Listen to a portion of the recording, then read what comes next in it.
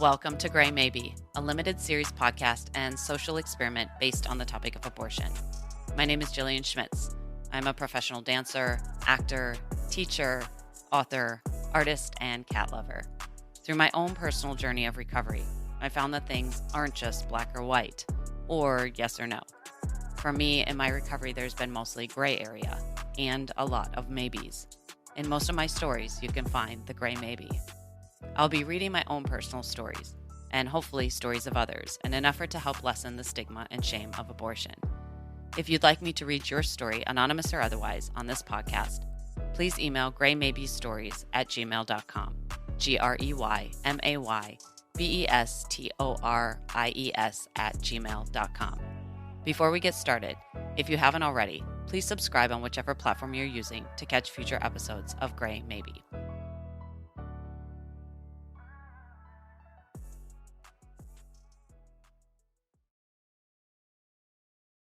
A note before we begin. While the topic of abortion and my belief in it being easy and accessible to all people who can become pregnant is a comfortable topic for me, sharing my own personal stories is not. I have a justifiable amount of fear of possible hostility and violence, both in person and or online. I also anticipate the possibility of judgment ranging from my own family members to strangers, in addition to the potentiality of losing certain work opportunities for publicizing my own experiences. I'm telling my story through the lens of my own experience. The revelation of my process is mine to tell. If you disagree with me or my views or story, know that I'm not speaking on anything other than my own experiences and viewpoints. Take what you like and leave the rest. Any feelings my story activates in the listener is for the listener to process and recover from. Any criticism you have based on my experience and choices are yours, and they're not my burden to carry. Welcome, and hello. Okay. Obviously, the timeliness of this project is on the tail of the Supreme Court's decision to overthrow Roe v. Wade. And there's a very important election coming up in just a few weeks, which could eventually either help reverse or would further solidify that decision. There is much discussion about abortion, what circumstances pregnant people should be able to have them, when pregnant people should be able to have them, and where pregnant people should be able to have them. There are many stories coming out already about the disastrous effects of removing this vital right of healthcare from women, including young girls and women who are raped and or victims of incest that are forced to birth or jump through hoops and hurdles to attain an abortion, often up against a ticking time clock. Stories of women on death's door simply because they aren't bleeding out fast enough or dead enough from medical intervention. Women forced to carry dead or non-viable pregnancies because of some of these restrictions. These stories are gut-wrenching, and they're true. My abortion story is not like those. Mine is what one ill-informed person on Twitter would classify as an abortion of convenience, implying if an abortion wasn't for the risk of the life of the mother or you weren't raped, it was of convenience, or rather for convenience. This narrative that only certain circumstances should warrant an abortion, only perfect victims could justifiably tell their stories and get a moral pass and should be entitled to the possibility of autonomy. The notion that if you didn't want to find yourself in an inconvenient position, you shouldn't have put yourself there in the first place. You, being a woman or pregnant person. Good, old-fashioned misogyny. The only thing missing from all of the abortion conversations, conveniently, is men. Everyone has either heard talking points from this convenience narrative or they themselves have repeated them. Use birth control or keep your legs closed. Both direct quotes from a conversation with my immediate family recently. As if birth control doesn't fail and being abstinent is a realistic solution for any adults in real relationships. The belief that some people are using abortion for birth control and the myth of late-term abortions insinuate convenience.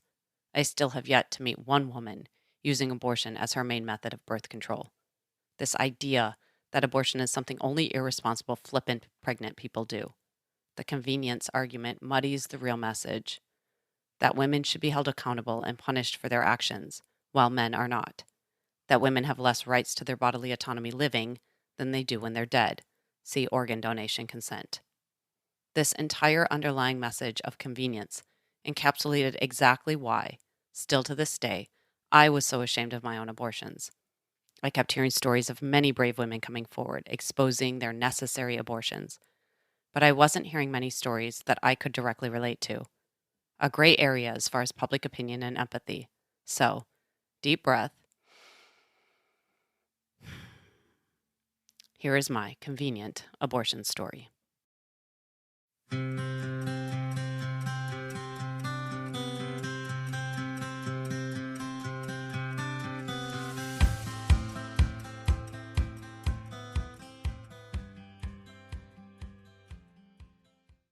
Brett and I had met on a reoccurring job and eventually became exclusive. At first, it was magical. We seemed to fit perfectly. I was completely enamored with him. While we were on the road for work, there had been a condom fail, and at the time, it was before Plan B was easy and accessible at any drugstore, and we were in the middle of the Bible Belt. I silently prayed for the best, tried to put it out of my head, and a few days later got what I thought was my period and breathed a sigh of relief. We had only been dating a few months before we seemed to be in a cycle of vitriolic arguments. Quickly, the funny, carefree guy I'd met ceased to exist. Left in his place was a man, 16 years my senior, who could debate circles around me to advance whatever personal agenda he had, and often treated me like a petulant child. What I did for work was too much. How I treated him wasn't enough. I had too many guy friends, not enough girlfriends. His jealousy and attempts at controlling me were familiar. It reminded me of a previous abusive relationship. It made me uneasy. I felt like I was encased in an invisible electric fence. I kept bumping up against it and getting shocked, but I couldn't see where it was to avoid it. Once back home after the job, and following yet another fight, I sought refuge in my apartment while he stayed at his. He never liked staying at my apartment for some reason, and he never said why. We continued our disagreements over AOL Instant Messenger, exhausted by the back and forth, and in a last ditch effort to garner his empathy and change the narrative of whatever our most recent bickering was about, I wrote, I still haven't gotten my period. The familiar instant messenger water wave sound effect roared while his text popped up next to his screen name. You really think you're pregnant? Did I think I was pregnant? Until now, I'd been mostly entertaining denial. It was easier because I surely didn't want to be pregnant. And when you've never experienced something before, you can afford to be a little extra naive. But the more I really thought about it, the more I knew I was. 45 minutes later, Brett arrived with the pregnancy test. It was late at night. I had been drinking, which at the time was my normal every evening ritual. I took the test, and it was hard to see. It looked like it was positive. He wouldn't really let me see it, and to be honest, I didn't want to. As if maybe I didn't see it, maybe it wasn't true. He kept saying we should retest in the morning to make sure that he couldn't tell. I fell asleep, and when I woke up, it felt like the opposite of waking up from a bad dream. I was waking up to the bad dream, and it was quickly becoming a nightmare. I wanted to go back to sleep. Brett left to go get more tests, and I waited anxiously until he came back. 2 positive tests later, I was now in a full-blown panic. I didn't want this. Not now. It felt like a death sentence. It felt like a punishment, and it felt so unfair. I felt trapped. I have no money. I have no career. I don't even know if I ever want kids. I'm 23 years old. I live in a goddamn studio apartment in Hollywood. None of my dreams have come true. No, no, no. I made an appointment at my doctor's office for later that day, and the nurse confirmed 4 weeks and 6 days. Brett couldn't believe it. I barely could. The nurse was sweet and did her duty of providing options through information and literature. Over coffee, we tried to talk. Brett assured me this decision could be 50-50, one we both make together, a decision I wouldn't have to make all alone. I knew he was trying to help, and for a minute, it did lessen the stress. But only for a minute, because the heavy reality quickly readjusted back onto my shoulders. It was going to be all my decision. It would always be my choice. And I don't think he could even grasp how hard of a choice it actually is. It felt like the kind of choice you'd get if someone had a gun to your head and said, where would you rather be shot? In the head or in the heart? Head or heart, it didn't matter. I'd still be dead. Brett asked if he could confide in his friend Mike about our situation. I knew Mike, and I said yes. I sat in the car while Brett talked to him on his phone. I watched him kicking imaginary things on the asphalt and walking in half circles. his eyes switching back and forth from the ground for a few minutes and then to the sky. He got back in the car and announced, "We can never tell Mike's wife. They've been trying to have a baby for years and it will kill her." Instantly, a rush of heat surrounded my brain. Multiple thoughts piled on top of each other and were about to be rattled off my tongue in rapid succession. I wasn't aware my decision of an unplanned and unwanted pregnancy would be a topic of conversation at dinner parties. Since I'm living my own personal hell, I could really care less about Mike's wife. Immediately, a feeling of overwhelming shame and selfishness swirled. Something I so clearly wanted no part of was someone else's dream. I would have gladly changed places with her. Later that same day, I had rehearsal for a job. I walked up the stairs of the rehearsal building heavy and weary. The rehearsal had been pushed back an hour, so I waited and made small talk with whoever was around. I was still in shock. Everything was moving in slow motion. I was trying to adjust to the information I had just learned that morning. During rehearsal, I stared at the other girls. They seemed extra skinny and happy. I was overcome with envy, longing to have my own non pregnant physique back, a body that hadn't been hijacked. I yearned for the carelessness they had, the decisions that they didn't have to make. The following day, I went to a follow up doctor's appointment and consultation on the different procedures. I started to sweat. As I felt a blanket of heat wash over me, I started to feel nauseous, and the room started getting dark. I didn't know if I was going to puke or pass out, and I slowly tried to control myself from passing out. I was successful, and we left with more pamphlets. Back in the car while driving, I told Brett I wanted the abortion pill. I didn't want the surgery. Hospitals, surgery, needles, it all filled me with so much panic and made me feel sick. I wanted to be by myself and comfortable. Brett said it would be better to have the surgery. I mustered all of my strength and said, "I'm scared." His response shocked me. It was a type of nonchalance I'd come to recognize in him when he'd hit his frustration capacity, a type of energetic abandonment. He said, "It's time for you to be a woman." A surge of hate shook through me like electricity. I didn't know what to make of what he said. It hurt so deeply. I never told anyone how I felt. His response reminded me why I didn't waste my time telling people how I felt. It never mattered, and it never helped. What he said was asinine, as if there was any amount of maturity I could acquire to make this moment better or easier. Was I not already a woman, in one of the most woman predicaments, doing one of the most woman things, having one of the most woman experiences? "Call the clinic," he directed. Helplessly, I started to cry. "The sooner the better," he added. I didn't know how to make this call. I was unprepared. What words do I use? Would I be able to say the words in a voice that someone could understand and without the other person on the other end of the line hearing me cry? If I'm crying, would they not let me have one? How do I say abortion out loud? How do I say, "I want an abortion. I need an abortion"? Brett dialed the number to the clinic and shoved the phone at me. Another surge of hate shimmied down my spine. I glared at him. He pretended not to notice. I listened to the dial tone. I tried to make an appointment within the week, and the lady on the phone explained they only do these procedures on Tuesdays and Thursdays, and they were booked this week. I answered all the nurse's questions. I had successfully held back my tears until she asked my birthday. It felt too personal. I let out an audible sob. Immediately, the nurse, who sounded much like Glinda the Good Witch in The Wizard of Oz, said slowly and calmly, "Oh, don't cry, little flower. It's okay. A woman will have one of two responses when she finds herself pregnant. One is happiness, and the other is sadness because she knows it's not the right time. You're a Sagittarius like me. We take motherhood very seriously. We know when it's right, we will be ready. And we don't understand how some women can have so many children and not take care of them. It's okay, little flower. You're not alone. I've had one too." I gave her the rest of my information and hung up, tears dripping down my cheeks and chin. I was overwhelmed by her kindness. I still am to this day. With my appointment looming for the following week, I left for a weekend job in Palm Springs. I was a wreck. I was grateful for anything that took my mind off of my current situation and existence, but at the same time, I hated this job. And I hated being in this in between, waiting for the inevitable, racing back to my freedom. I couldn't get there fast enough. I wanted to be on the other side of this problem, and I wanted to be normal again. I felt like a prisoner of my own body. I wanted Brett to come with me to Palm Springs, but he wouldn't.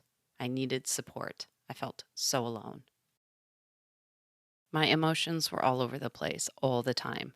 Periodically, Brett would ask me if I was changing my mind, or if I wanted to change my mind. I could feel his meager hope that I would. Even though he never said it, I could feel it. It was in his hostility and in his disconnect. I didn't know how to answer his questions. The situation was a no win for me, no real solution. I didn't want to do anything. I didn't want to have a baby. I didn't want to have an abortion. I didn't want to be in this situation. Every day, every second of being pregnant felt like the ticking of an inevitable and completely destructive bomb about to go off. The appointment day arrived. I followed all the instructions. I woke up feeling hollow and automatically went through the motions of getting ready. We arrived at the clinic. I expected to see protesters. There were none. I expected a small clinic. It was a towering medical building. We went to the office, checked in, paid, and waited. They had music videos playing on multiple TVs positioned around the waiting room. There were a ton of women there, young and old, all different shapes, sizes, and races. Some with boyfriends, husbands, some with their moms or friends. Some seemed upbeat, others like me, somber. It got later and more women were filing in. I couldn't believe it. Could all these women be here for the same reason I was? Could it really be this common? My name was called to get checked in. I had to read a lot of information and write out, "This abortion is my choice," and sign my name next to a butterfly sticker. I had an ultrasound and the nurse was nice. I didn't look at the monitor. I was 5 weeks and 5 days. I was taken to a changing area and given a locker to put my things in. I was told to remove all jewelry. I wanted to keep my necklace on. I took it off and all of my rings and felt extra naked under the gown. I was told to sit in a chair while they weighed us all. One girl got on the scale, and after they weighed her, she laughed nervously, rubbing her belly, and said, "Eating for two." Some people chuckled. They were being generous. I hated her for making a joke. I hated her for reminding me and everyone else of reality. Date of birth, the nurse asked. 12/9/1981, I said. She looked up from her clipboard and tipped her chin to glance down over her glasses, focusing on me. "So that would make you 23, I said. I followed the nurse in my socks and gown. The floor seemed harder and colder than a normal floor. The green and white tiles checkered under my feet. Green, white, green, white. Don't step on the cracks or you'll break your mother's back, I thought. Why did I think that? I don't want to think about my mother right now. We walked past a woman being weighed, and the nurse ordered me to get on the table. The room was huge, white, and empty, and the ceiling seemed far away. I wished it were smaller, more contained, more intimate. I felt exposed. The amount of space around me, unmanageable. I felt like a tiny grain of sand surrounded by the ocean. Maybe if the room were smaller, I thought, I would feel more in control. "I'm going to get you started before the doctor and anesthesiologist come," she said. I wondered if she judged me. I couldn't tell. I tried to appear calm, but the fear inside of me was growing steadily into terror. She attached the monitor for my pulse. I heard it beep simultaneously with the rhythm of my body. Beep, beep, beep. What was about to happen? I started to feel dizzy, the anxiety growing, my heart rate speeding up, the monitor outing me. Beep, beep, beep. I felt embarrassed. What if the nurse notices? I tried to control my pulse. I didn't want the nurse to know I was scared. Don't panic. Don't panic. Don't panic. She didn't notice. She methodically continued her routine and left the room. I was alone. I looked at the ceiling tiles and started counting the holes in each one. 5, 10, 15. I tried to think of being anywhere than where I was. I could leave. I can still change my mind. I knew that was a lie. I didn't want to change my mind. I wanted to change my circumstance. Just keep calm. Calm down. Don't freak out. Be brave, I told myself.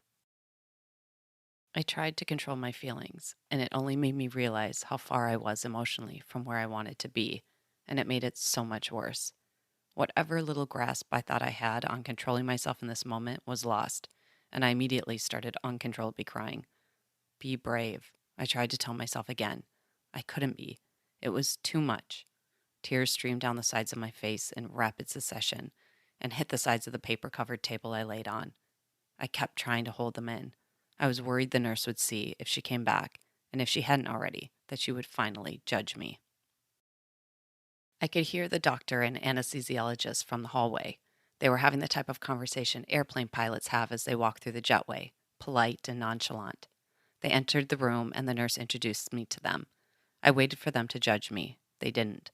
One of them injected the IV. It made me feel sick. I hate needles.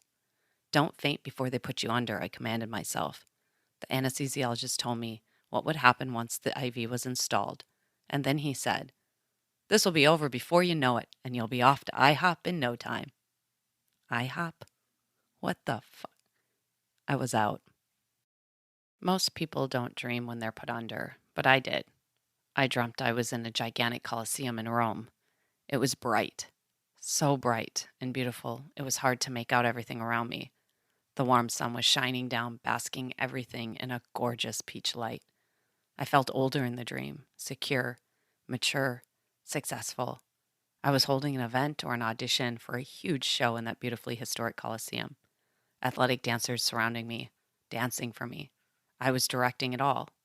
I was so happy. It felt so good. Suddenly, I felt a tug. The dream was starting to splinter. I was being pulled from it and back to my much darker, much less beautiful reality. I started to wake up, and I heard my name. I opened my eyes slowly. It was difficult. I adjusted to the light, which was dimmer than in my dream and much less beautiful and warm. The fluorescent lights looked down upon me. At first, I couldn't feel anything, kind of like when you first become conscious from awakening in the morning right before you move. I felt like the nurse wanted me to get up, and since I cared deeply what she thought, I tried to move quickly. I was sluggish, and I felt disappointed in my lack of motor skills. Still trying to come to, I was being wheeled away. I needed support. I needed someone I recognized. "Can I see my boyfriend Brett?" I asked. The nurse laughed at me. "He can't come back here. There are other women being treated." "Silly rabbit, tricks are for kids." That's what she sounded like. I felt crushed. She did judge me. I started to realize it was done. It was over. I went to sleep pregnant and woke up not pregnant. I felt despair settle over me, and I felt empty.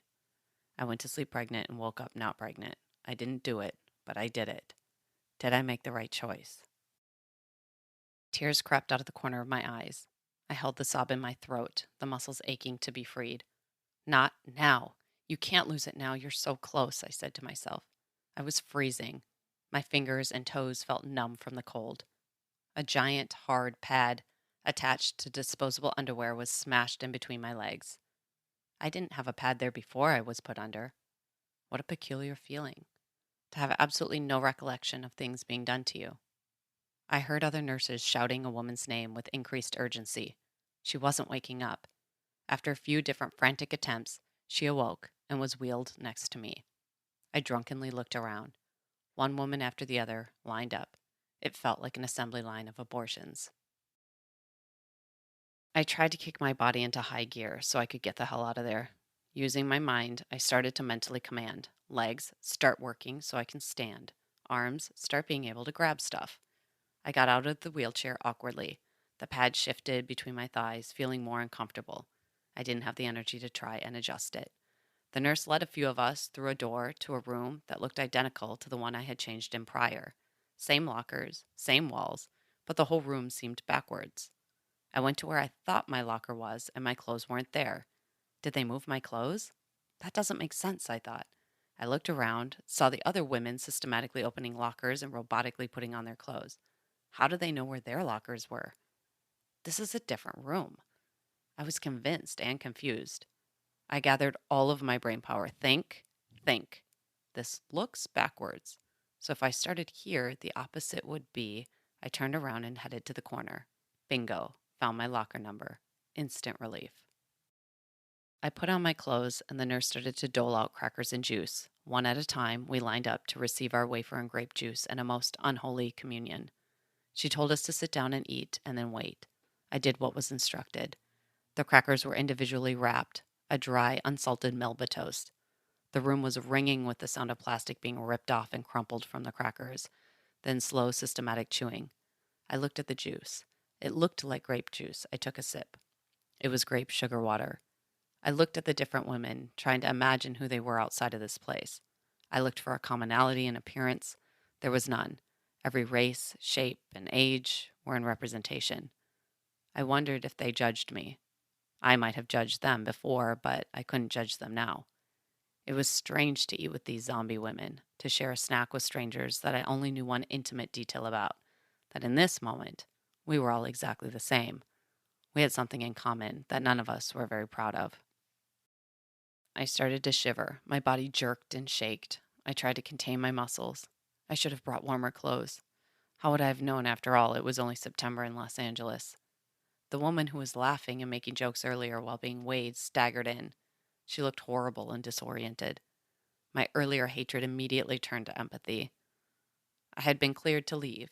The nurse handed me a pile of papers and newly issued birth control and shoved me out the back door by the elevators. I felt like how animals must feel after they've been taken to the back room at the vet, poked and prodded, and then handed magically back to their handlers. Brett was there waiting. His face looked worried, and it seemed like he barely recognized me. He took my hand. "Your hand is freezing," he said. I didn't respond. The rage from the injustice of our sexes was immediate.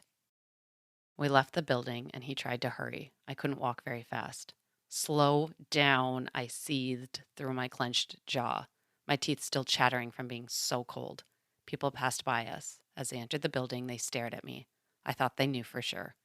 We got in his car, and that's when the cramping started. It was the worst pain I'd ever experienced. I was angry that I was the one between us who had to be sacrificed. I was filled with a deep sorrow and excruciating pain. I rifled through my purse looking for a pain aid. Nothing. He couldn't drive fast enough. Up and down the hills overlooking the ocean. Finally, we arrived at his beach apartment. The view of the Pacific confronted me. The water was so vast and ominous. Its passive aggressive power always seemed like it could drown me at any second. Frantically, I looked for pain relievers. I took twice the dose and lied down. Before I escaped to slumber, I thought, I did it. It was over. I'm free. I am back to me. I was away from the judgment and I could put the whole experience behind me. I expected relief. It never came. I expected to feel in control. I didn't. Now it was just a secret, and no one ever had to know. I don't ever have to tell anyone. I slowly drifted off to sleep, hoping to wake up feeling better, but I knew deep down I wouldn't. Shame was already shackled to my ankle, and the sentence of lifelong judgment, ordered by me, had just begun. I woke up the morning after feeling hungover and went back to sleep for most of the day. I didn't want to be awake. When I woke again, Brett was supposed to be back at a certain time and was late. The sun started to set, and I was angry, feeling abandoned. I had undergone this trauma that he, as a man, would never even have to entertain. When he arrived, he said he needed to pick up Mike from the airport, the same Mike whose marriage was having fertility issues. Brett wanted me to come with, and I refused. Not only did I not want to be the cross to bear sitting next to him for Mike to judge, but I didn't have the energy to pretend to be anything but what I felt: sad, depressed, broken. He started to pressure me to go. It escalated quickly into screaming. I was shocked he didn't get it. To him, it was over. For me, a new fresh hell had just begun. I shrieked in a cracked voice I barely recognized. "I'm still dealing with this. You have no idea what it's like. I'm still fucking bleeding." He told me to stop being selfish. And there it was. I didn't have a rebuttal. I was selfish for choosing what I wanted for my life above everything else. I went to the airport with Brett. I sat in the car, said nothing, and let my resentment slowly turn me into stone. The following day, I had a rehearsal that I had been using food poisoning as an excuse for. I tried to hide the bruise on my hand from the IV. I thought if anybody saw it, they'd know for sure. No one noticed. A few days passed, and Brett and I continued to splinter and break apart. I was so angry and resentful for reasons I couldn't really identify. Everything he says and does enrages me. I continue to free fall into darkness. It feels heavy. I only want to sleep. I have no appetite, and the simplest of tasks I can't seem to accomplish. I go to my 2-week checkup and I'm given a pregnancy test. It's still reading positive. I panic before the nurse explains. It happens. Sometimes the hormones just don't come down right away. They give me an ultrasound to be sure. Day after day, I feel lower and lower. The depression is so intense, I can't leave the house, and I feel like I'm drowning. Suicide seems like a reprieve. I'm most confused by why I feel so terrible. I feel regret, but I wouldn't do anything different. If I could go back, I wouldn't have made a different choice. Brett and I broke up not long after, not without some knockdown, drag out fights. One of which, where he told me he hated what I did and blamed me for having the abortion. In an exhausted act of self protection, I ceased all communications with him.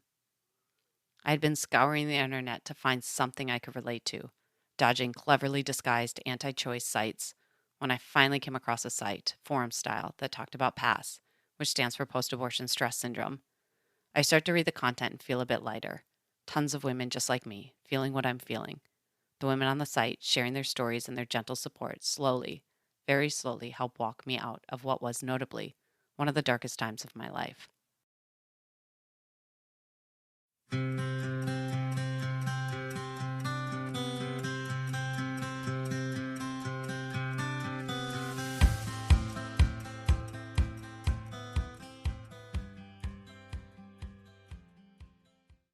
There's a saying, life is what happens to you when you're busy making plans.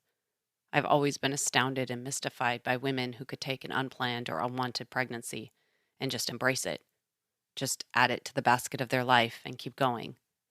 I'm not this person, not even a little bit. The things I wanted most in my life at this point did not include motherhood. I didn't see getting pregnant as a deviation of my path, but as a death sentence. I looped the same scenarios and questions over and over in my head for a long time.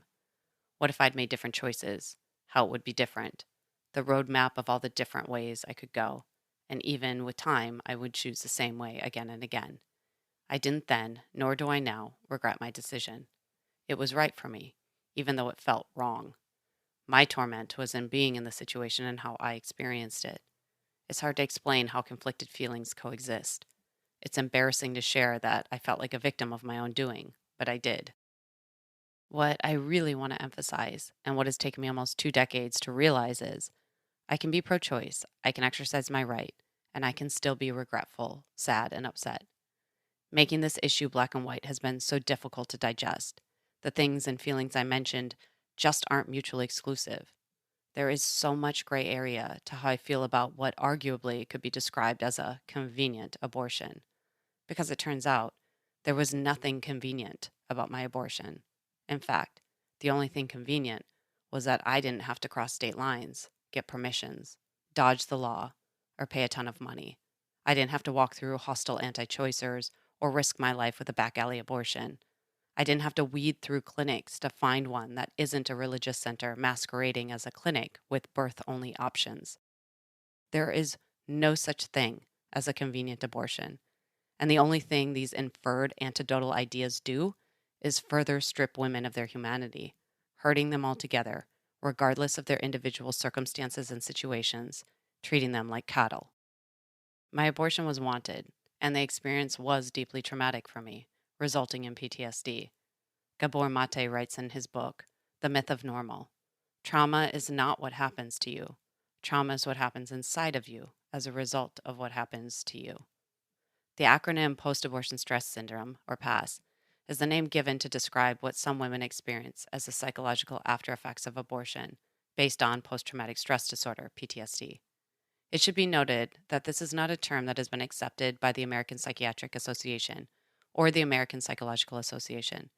There is even some concern by pro choice advocates that anti choice groups have created or used PASS as an excuse to further their political agendas. Susan Babel, MFT, PhD, Somatic Psychology, writes in Psychology Today, any event that causes trauma can indeed result in PTSD, and abortion is no exception. A woman can be of sound and solid mind when she makes a choice to terminate a pregnancy, but it is never an easy decision. Even when the decision is the right decision, there is sometimes a level of conflict that needs to be addressed so that the woman can be at peace with her choice. Believing that PASS exists does not mean that one does not believe in a woman's right to choose. It simply means that one believes in supportive and constructive counseling around the trauma symptoms. Some symptoms of PASS may include the following: 1. Guilt. Experiencing guilt does not imply that you made a mistake or violated your own moral code. as some anti-choice advocates would imply. However, feelings around having an abortion may be complex and have to take into account fear of what others might think. 2. Anxiety. General anxiety is a common symptom of PTSD. In the case of PASS, there might be a particular anxiety over fertility issues and the ability to get pregnant again. 3. Numbness, depression. Again, common symptoms of PTSD. 4. Flashbacks. Abortion is surgery, and in most cases, it's a surgery that happens while the patient is fully conscious. This can be a distressing experience. 5. Suicidal thoughts. In extreme cases, the PTSD that results from a controversial abortion could lead to suicidal thoughts or tendencies and would require immediate treatment. It's important to note that this is not a common or expected symptom of PASS, but as with any form of PTSD, it is possible.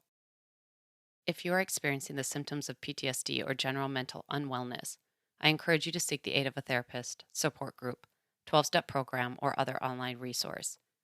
If you are feeling suicidal or in crisis, text or call 988. I will add the National Institute of Mental Health link in the program notes. I'll also add the online form I mentioned in my story at www.afterabortion.com, as well as the psychology article that was mentioned regarding PASS and PTSD. If you've made it this far, thank you so much for listening, and I hope you were able to find something relatable in my story. As I mentioned earlier, part of this podcast is a social experiment to see if in telling my story, I can embolden other listeners who have had abortions to tell theirs. If you'd like me to read your abortion story, anonymous or otherwise, on this podcast, please email graymaybestories@gmail.com. graymaybestories@gmail.com. Reminder, there's a very important election coming up November 8th, 2022. Please have a voting plan. Know the rules and regulations of your state and vote like your freedom depends on it, because now more than ever, it does. For more information on voting in your state, go to vote.org. Thank you to everyone who has helped make this Gray Maybe podcast happen. Producer and editor Roderick Barge, cover photo by Jose Perez, music licensed by Pixabay, special counsel Jada Ellingham and Roderick Barge. If you'd like to support this podcast, please rate, share, comment, and subscribe. Until next time, bye for now.